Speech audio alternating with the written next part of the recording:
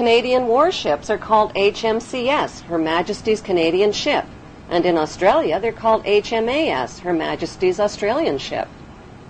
Canada's National Police Force is called the Royal Canadian Mounted Police. All government contracts are between a company or individual and Her Majesty. Court summons are issued in the name of the Queen, and all public inquiries are called royal commissions. Commonwealth money carries the Queen's image worldwide as a reminder of her authority. The Queen is the lifetime hereditary head of state of Great Britain and her colonies and is unelected and unaccountable. It is against the law to advocate the abolition of the monarchy. After the Revolution, the French started calling her the Lady, but in English, the Queen is still the Queen. Move, I tell you. Originally, in India, Persia, and Arabia, she was male and weak. Check, Your Grace. But she changed sex in Europe in the Middle Ages and became the strongest of all chess pieces. I fear the Queen is powerless now. The Queen is never powerless. For example... What is the cost to British taxpayers to support the Queen and her blue blood entourage? The Public Accounts Committee and National Audit Office are forbidden to examine Queen Elizabeth Windsor's family finances, but the civil list payments are reviewed every 10 years. So for the year ended March 2002, the running expenses of the Windsor household were £7.9 million. Family spending, $35.3 million. Security, $30 million. And the list goes on. How much is the Queen actually worth? The Queen's wealth is divided into 3 categories. Her wealth as the monarch, her visible personal wealth, and her invisible personal wealth. The Queen's wealth as the monarch includes 54 Commonwealth nations worldwide, millions of acres of Crown land and resources, thousands of Crown corporations, and the corporate city-state of London, which is the capital of world finance. The Queen's visible personal wealth, which was accumulated tax-free until 1992, includes royal yachts, Rolls-Royces, racehorses, 5 castles, the world's largest collection of jewels, 20,000 old masterpieces, and billions of Class A shares in blue-chip stocks and bonds, which have been invested and reinvested over and over again tax-free. Most of the Queen's family fortune was inherited from her ancestors' illegal opium trade with China and the black slave trade. In 1977, the Bank of England Nominees was established to hide the Queen's personal portfolio of wealth. As the British monarch, the Queen has access to privileged information, state secrets, and the world's top financiers. She is immune to accusations of insider trading or conflicts of interest. Her financial portfolio includes Rio Tinto, General Electric, Royal Dutch Shell, British Petroleum, Archer Daniels Midland, and the list goes on. The Queen's visible billions are but a tiny fraction of her invisible wealth accumulated through the black nobility. What is the black nobility? The black nobility is a wealthy aristocracy of elite ruling families who solidified their power in the 12th century by intermarrying with the wealthy godfather families of Venice, Italy. During the bloodbaths of the Christian Crusades, this brutal Italian oligarchy captured the trading monopolies. Over the centuries, the black nobility have used their power and wealth to rape, plunder, and exploit every corner of the globe. Dr. John Coleman's book, The Committee of 300, describes the history of assassinations, kidnappings, robbery, rape, blackmail, coercion, and terror committed by these inbred families on a grand scale. Today, they enrich themselves from the illegal drug and arms trade using well-distanced intermediaries. An estimated $280 billion in flight capital and drug money flows into their secret Swiss accounts. Who are these ruling black nobility families? They include the House of Hanover, Germany, the House of Habsburg, Austria, the House of Orange, Netherlands, the House of Liechtenstein in Liechtenstein, and most importantly, the House of Guelph in Britain. All of these family houses can be found on Queen Elizabeth II's family tree. The black nobility are the founders of the Committee of 300, which is also known as the Illuminati or Illuminated Ones.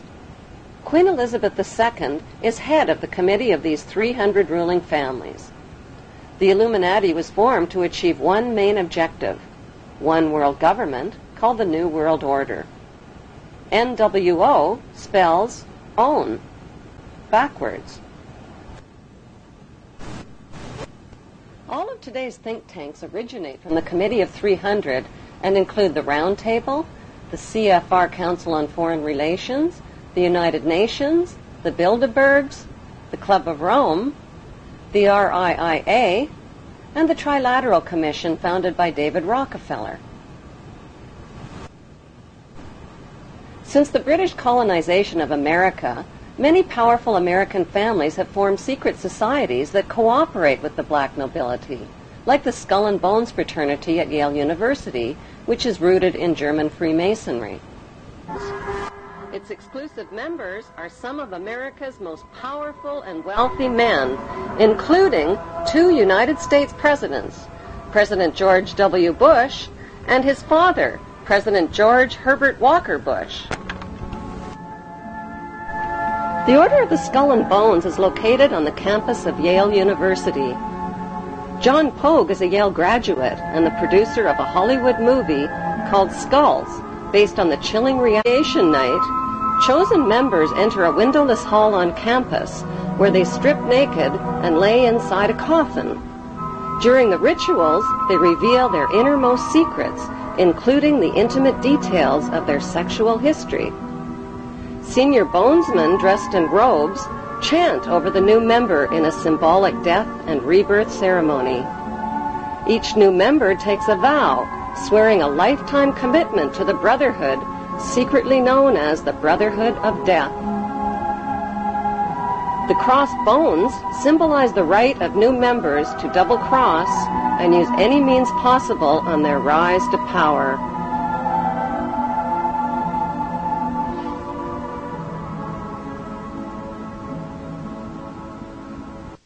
They're supposed to recount their entire sexual histories in sort of a dimly lit, cozy room. The other 14 members are sitting on plush couches, and the lights are dimmed, and there's a fire roaring.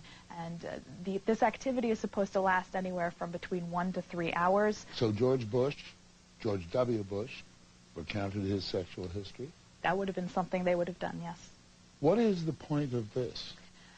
I believe the point of the year in the tomb is to forge such a strong bond between these 15 new members that after they graduate, for them to betray Skull and Bones would mean they'd have to betray their 14 closest friends. One can't help but make certain comparisons with the mafia, for example.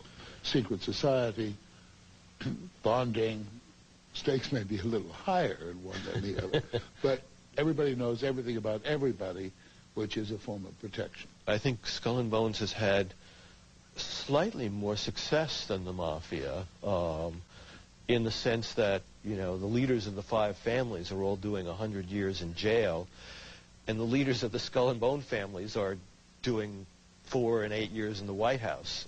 Bones is not restricted to Republicans. Yet another Bonesman has his eye on the Oval Office. Senator John Kerry.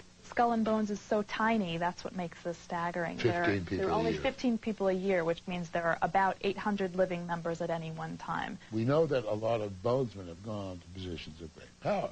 That's what Skull and Bones' purpose is, to get as many members as possible into positions of power. Though there is this mythology about Skull and Bones pulling the strings of government. You're saying the fact is Skull and Bones are pulling the strings of government. They do have many individuals in influential positions, and that's why this is something that we need to know about.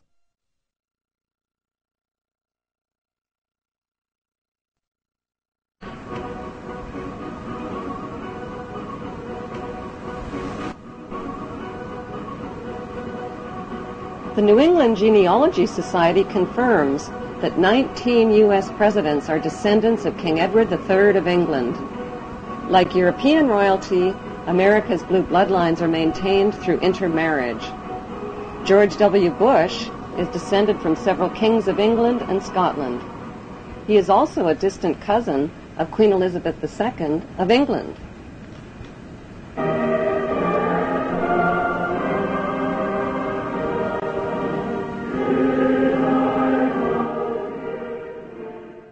The think tanks of the Committee of 300 have given birth to the Tavistock Institute, HARP, the RAND Corporation, Stanford Research Institute, and the Institute for Policy Studies, among others. One study group at the RAND Corporation specializes in predicting the timing and direction of thermonuclear war. These institutes and corporations are engaged in the secretive development of brainwashing and population control techniques, the mapping and patenting of human and animal DNA, and the genetic engineering of human, animal, and plant life.